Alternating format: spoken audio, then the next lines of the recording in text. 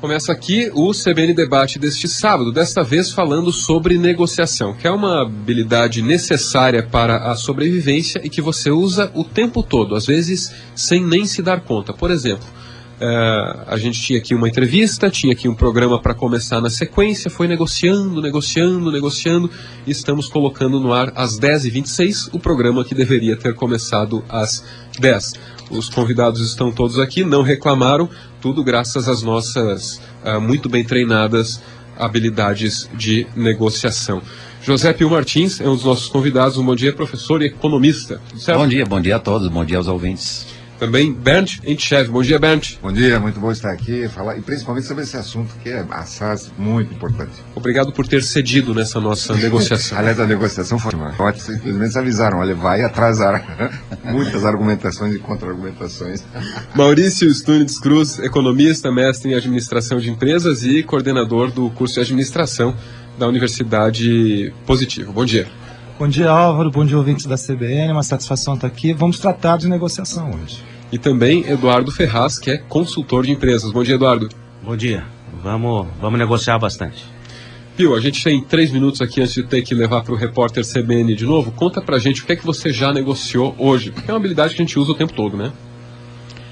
Pois é, negociei várias coisas. O horário de almoço, o que fazer à tarde e o programa da noite. Ir ao cinema. E negociação a gente usa mesmo o tempo todo? Por exemplo, nas relações pessoais, ela está acontecendo mesmo quando a gente não percebe a concessão, o abrir o espaço?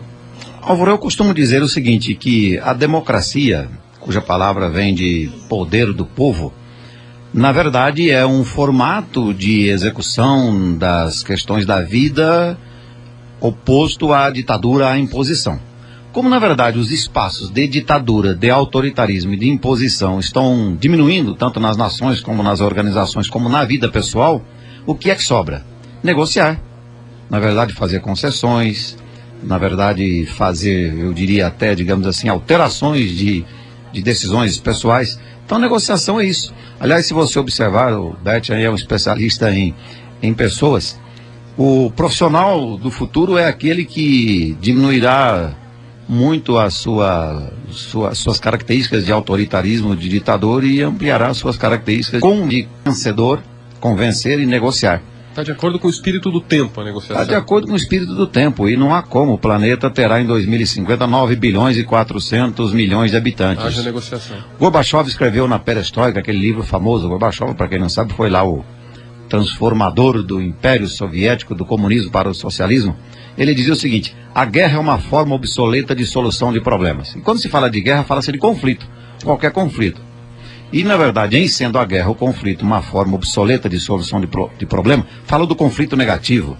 O que é que sobra? Negociar. Negociar implica, às vezes, fazer concessão, fechar acordos e cumprir a palavra empenhada. Então, é a palavra do futuro. 10h30, nós vamos ao repórter CBN. E já voltamos com esse debate sobre negociação. Lembrando que você também pode participar. O telefone é o 3828-5800.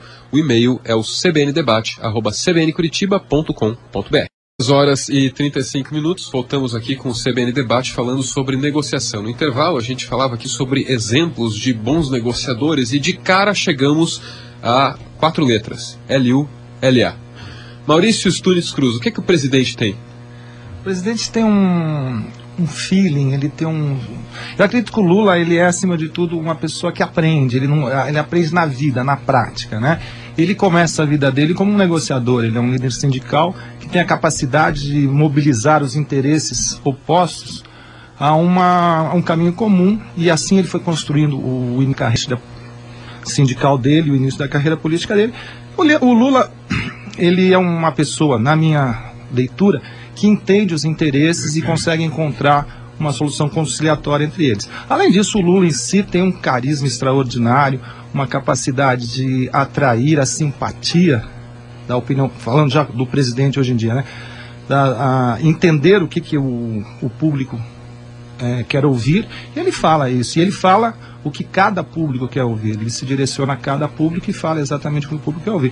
Com isso ele vai angariando interesses, vai angariando apoio para os seus projetos, os projetos dele mesmo, do partido dele, e permanece no poder com esse alto índice de aprovação, com essa possibilidade de interferir na vida política do país, na sociedade brasileira, muito além da duração do mandato dele.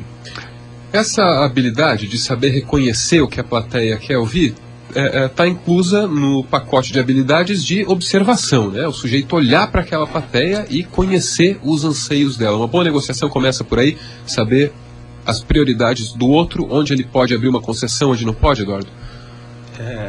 Eu tenho 20 anos de experiência trabalhando com consultoria em empresas pequenas, médias e grandes. Quando o pessoal convida a gente para acompanhar um processo de conflito dentro da empresa, são nada mais do que visões diferentes. Quando uma empresa tem 3 sócios, na maioria das vezes um deles quer crescer, o outro quer diminuir o tamanho para aproveitar mais a vida e o outro quer ficar como está. Como é que a gente faz quando a gente tem 3 pessoas que mandam igual e as 3 pessoas têm visões completamente diferentes sobre como tocar um negócio? A primeira coisa é mediar esse conflito, quer dizer, onde é que vocês querem chegar? Quando as visões são muito diferentes, tem que pegar os pontos em comum. Às vezes pessoas que convivem dentro de casa não sabem o que o cônjuge pensa, por exemplo. Dá briga para ir no cinema, um quer assistir um filme, outro quer assistir outro, porque não está prestando atenção. Então a empatia em negociação, a capacidade de se colocar no lugar da outra pessoa, entender o que a outra pessoa quer, é fundamental para o negociador. E às vezes a gente acha que isso está explícito, mas não é implícito. Quando a gente quer dizer alguma coisa para outra pessoa, a gente não é direto. Culturalmente o brasileiro ele é indireto, ele tenta fazer com que outra pessoa entenda. O bom negociador tem a habilidade de perceber esses sinais não diretos, esses sinais implícitos da pessoa que está querendo passar. Tem que prestar mais atenção para ser um bom negociador. Bernd Entschewer é headhunter, o trabalho dele é encontrar talentos. Isso. Agora eu te pergunto, essa habilidade, ela é nata ou a gente pode desenvolver isso? Se pode desenvolver, como? Pois é. Você veja, eu comecei muito cedo, trabalhar muito cedo. E uma das primeiras funções que exerci foi ser vendedor. Eu fui vendedor durante muitos anos. E sempre achei, naquela época, inclusive eu comecei com 14 para 15 anos vendendo coisas. Vendia o quê, Vendia Bernd? enciclopédia, não, né? Não, vendia sapato. E vendia enciclopédia também, vendia um monte de coisa, né? E eu sempre achei que negociação era uma habilidade e uma obrigação exclusivamente dos vendedores. Na medida que eu fui estudando, fui aprendendo, fui percebendo, e a gente percebe que não é só o vendedor que tem que ter a habilidade de negociar, mas o comprador também precisa ter. Na medida que você vai aprofundando, você vai ver que todas as relações humanas têm negociação, porque essa não é uma habilidade de máquinas nem dos animais. Você vê, quando 2 cachorros disputam o mesmo osso, não tem negociação. O mais forte vai levar, ou que tiver mais fome. Não tem esse negócio de ser mais hábil, né? Conversa daqui, conversa dali. Vai direto. Então, o homem tem essa característica, a gente nasce com essa característica e com essa capacidade. No tempo a gente aprimora isso. Veja, quando nasce um bebê, uma criança, e ela quer carinho, ela já começa a negociar. Então, quando a gente fala em negociar, não é nem comprar nem vender, na verdade é a capacidade de influenciar e fazer com que o outro faça aquilo que a gente queira que ele faça, ou atingir um determinado objetivo. Então, negociação, antes de ser uma técnica só puramente, é a capacidade de você influenciar os demais a seguir um determinado objetivo, um rumo, comprar uma ideia, um produto, uma casa, um carro, uma moto, ou às vezes até uma ideologia, né? Como faz o Lula.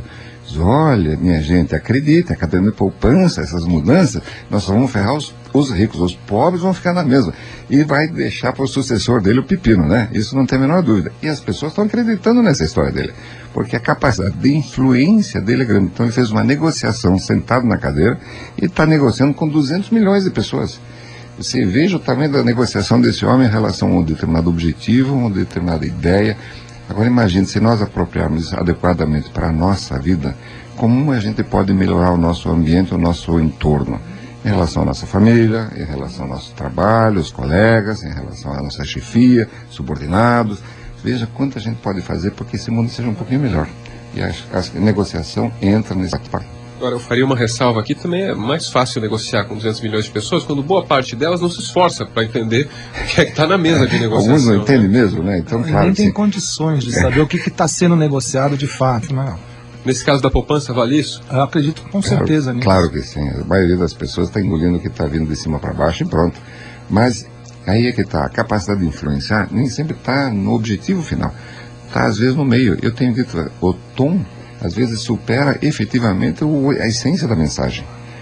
Você pode dizer eu te amo de várias formas. Se eu disser isso gritado, a pessoa não vai entender que você está amando ela, né? Por mais que diga, eu estou amando você.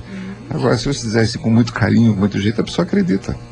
E quem tem mais problemas para negociar? O sujeito passivo, que aceita tudo, ou aquele que é aguerrido, não abre concessão nenhuma? Pio. Bom, aquele que não abre concessão não é um negociador. Na verdade... Gosta do conflito. Essa semana eu até tive uma experiência interessante. Um sujeito chegou com um memorando e disse o seguinte: olha, aqui está a minha proposta e eu vim aqui para negociarmos, mas eu não cedo nenhum milímetro. Eu falei, então tchau. Eu disse, você não veio negociar, você veio tentar impor uma proposta sua. Então eu só tenho, pela sua fala, duas opções, ou dizer sim ou dizer não, já que nada há para negociar. A negociação implica, na verdade, saber ouvir, implica ter propostas, implica ouvir o outro, implica fazer concessões, implica fechar um acordo e implica, sobretudo, cumprir a palavra empenhada, né, Álvaro? E negociação é isso. Negociação nada mais é do que o seguinte: duas pessoas estão diante de uma situação e têm, digamos, interesses diferentes, ideias diferentes e propostas diferentes. E precisam fechar um acordo. E aí, nesse acordo, deve haver, evidentemente, itens e pontos comuns que as partes vão combinar.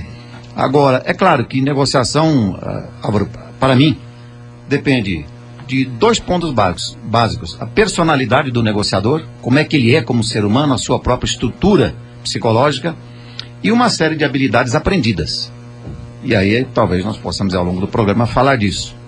Eu acho que é uma série de habilidades aprendidas. Me permita, nessa intervenção, contar uma outra historinha desta semana. Eu tenho um sujeito que, sempre que vem falar comigo, é confuso, demorado, eu demoro para entender o que ele quer, fala demais e a conversa é longa. E eu entreguei para ele esses dias um papel com 5 perguntas, dizendo o seguinte: olha, quando você vier aqui discutir um assunto, antes, pegue esse tema e responda as 5. A primeira é a seguinte: qual é concretamente o problema? Enuncie claramente o problema. Segundo ponto é: quais as causas desse problema? Terceira pergunta é: quais as soluções possíveis do problema? O quarto é: quais as vantagens e desvantagens de cada solução? E a quinta pergunta é: qual a solução você sugere e por quê? Agora, tudo isso, muito objetivamente, sem histórias paralelas e correlatas e desviantes. E eu brinco com ele: faça isso porque é um exercício de disciplina e de didática, e muito útil na vida. Não há, Alberto, aquela pessoa que você conversa meia hora com ele, depois de 30 minutos você se pergunta: o que será que ele quer? Qual é o problema que ele está tratando? Então são habilidades que nós aprendemos na vida. O ser humano tem capacidade de evoluir, não? Não, aliás, essa semana ainda assisti um exemplo na televisão. O nosso governador aqui falando sobre a mensagem que ele mandou para a Assembleia Legislativa sobre o aumento do funcionalismo. Essa foi ótima. Foi ótima. Ele disse assim: não mude uma vírgula, porque senão ninguém recebe aumento. Imagina que negociação que uma Assembleia pode fazer. Eu não sei, na verdade... Horas depois, os deputados apresentaram 8 emendas. Imagina, não faz o menor sentido, né? Então, cada vez que você também, o negociador é muito duro, muito rígido, claro que você tem do outro lado o outro negociador, que também tem aspirações, também tem vontade, necessidades. A submissão, ela só ocorre ou pela força, ou quando você está absolutamente impedido de você dar uma solução, às vezes econômica, né? Isso acontece muito com os cartéis, pessoas que detêm uma determinada tecnologia, você não tem. Por exemplo, a Microsoft ficou rica porque inventou aquele negócio e todo mundo adotou como o melhor programa do computador. Agora, e aí? Na verdade, mesmo agora, depois de tantos anos, depois de ficar tão ricos assim, agora é que eles estão começando realmente a negociar algumas coisas, viu? Não é muito fácil, não. Muitas vezes, Álvaro, o que acontece é que a título de negociação se quer uma chancela. A decisão está tomada e você propõe uma negociação porque, na verdade, você quer um apoio, uma chancela. Mais ou menos como que o Pio narrou, né? O sujeito chega lá, tem isso aqui, não abre mão de nada para negociar. Exatamente. Eu negociei uma solução que eu impus. Né? Porque o que ele quer é uma chancela. O governador quer a chancela da Assembleia, esse negociador que o Pio, esse impositor que o Pio estava comentando, também queria a chancela do Pio, da instituição que ele representa. Enfim, você busca, de alguma maneira, uma legitimização para uma decisão já tomada. Isso, de fato, não é negociação. Quando duas empresas sentam lá numa mesa representadas ali por seus funcionários ou seus dirigentes, existe uma ciência, existe um roteiro embasando essa negociação? Por exemplo, uma lista aqui de pontos em que pode haver concessão, uma lista de questões que são irredutíveis. Como é que é feito isso?